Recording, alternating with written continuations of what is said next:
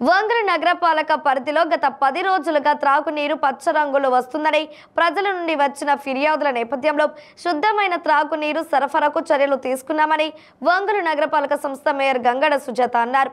రంగు మారిన నీరు సరఫరా అవుతున్న తరుణంలో నగరంలోని సమ్మర్ స్టోరేజ్లను సహచర కార్పొరేటర్లతో కలిసి ఆమె పరిశీలించారు. ఈ సందర్భంగా నగరపాలక సంస్థ కార్యాలయంలోని మేయర్ ఛాంబర్ నందు జరిగిన విలేకరుల సమావేశంలో రామతీర్థం, గుండ్లకమ్మ నది జలాశయాలను పట్టణ ప్రజల త్రాగునీటి అవసరాలకు వినియోగించడం జరుగుతుందని తెలిపారు. ఈ క్రమంలో గత కొంతకాలం నుంచి రామతీర్థం జలాశయాలను మాత్రమే ప్రజల తాగునీటికి వినియోగిస్తున్నామని తెలియజేశారు. వేసవి వచ్చిన తరుణంలో ప్రజల త్రాగునీటికి కొరత లేకుండా చేయాలనే సంకల్పంతో గుండ్లకమ్మ జలాశయాలను కూడా ప్రస్తుతం వినియోగిస్తున్నామని పేర్కొన్నారు. గుండ్లకమ్మ డ్యాం నందు ఎక్కువ రోజులు నీరు నిల్వ ఉన్న కారణంతో రంగు మారాయని అన్నారు. అందువల్లనే ప్రజల త్రాగునీటిలో కొంత సమస్య ఏర్పడిందని, ఆ సమస్యను పరిష్కరించడం జరిగిందని తెలిపారు. శుద్ధమైన త్రాగునీరు సరఫరాను నేటి నుంచి ప్రజలకు అందించడం జరుగుతుందని వెల్లడించారు. పత్రికల్లో వస్తున్న అసత్య కథనాలను ప్రజలు నమ్మవద్దని మేయర్ సుజాత కోరారు. రెండు వైపుల నుంచి వాటర్ వస్తాయి. ఒకటి రామతీర్థం నుంచి, అలాగే మరొకటేమో గుండ్లకమ్మ నుంచి.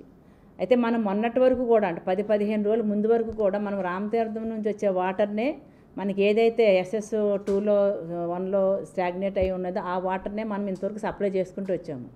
అయితే సమ్మర్ వచ్చింది కాబట్టి సమ్మర్లో ప్రజలను ఇబ్బందులు పడకూడదనే ఉద్దేశంతో మనకి ఇప్పుడు గుండ్లకమ్మ నుంచి కూడా వాటర్ని మనము గ్రావిటీ ద్వారాగా తీసుకురావడం జరుగుతుంది.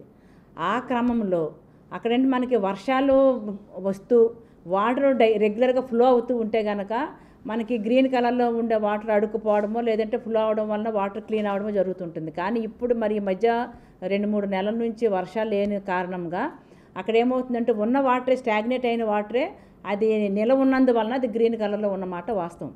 అయితే ఇప్పుడు ప్రజలందరూ కూడా, ఎందుకంటే మనకి సమ్మర్లో వాటర్ ఇబ్బంది కలగకుండా ఉండడం కోసమే అక్కడ వాటర్ కూడా తీసుకోవడం జరిగింది. ఇక్కడ అందరూ కూడా కలర్ మారింది లేదంటే వాసన వస్తుందా అనే ఒక కారణం చేత ఇప్పుడు నిన్నటి నుంచి ఆ గుండ్లకమ్మ వాటర్ని స్టాప్ చేయడం జరిగింది. ఇక నుంచి మనకి ఏదైతే రెగ్యులర్గా ప్రతిసారి కూడా మనకి రామతీర్థం వాటర్ ఇప్పుడైతే ఏదైతే మనకి 85% వాటర్ అయితే ఉందో ఆ వాటర్నే మనం మళ్ళీ ప్రజలకు ఇవ్వడానికి మేము సిద్ధమయ్యాము. అలాగే అధికారులను కూడా తీసుకొని నేను ఇవాళ మరి SS2కి కానీ ఫిల్టర్ బెడ్ దగ్గర కానివ్వండి, అలాగే కార్పొరేటర్లతో కలిసి అవన్నీ కూడా సందర్శించడం జరిగింది. ఇప్పుడైతే వాటర్ అయితే ఈ రోజు నుంచి మాత్రము ఏ రకంగా ఇబ్బందులు పడాల్సిన అవసరం లేదండి. అందరికీ కూడా మునుపటిలాగానే వాటర్ తెల్లగా వస్తుంది.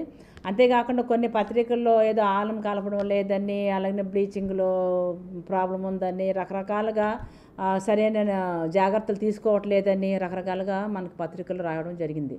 అయితే ఇవాళ నేను చూసినట్టయితే మీకు మేము వెళ్ళిన దగ్గర అంతా మీకు ఫోటోస్ కూడా షేర్ చేస్తామండి. సరిపడినంత ఆలం ఉంది, బ్లీచింగ్ ఉంది.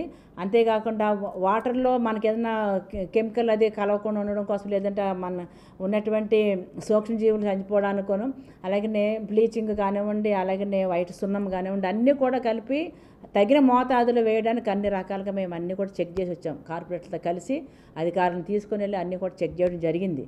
కాబట్టి పత్రికల్లో వచ్చినటువంటి వార్తలు అవాస్తవాలు, కొన్ని పత్రికలు వాళ్ళు చేసినటువంటి వార్తలు అవాస్తవాలండి.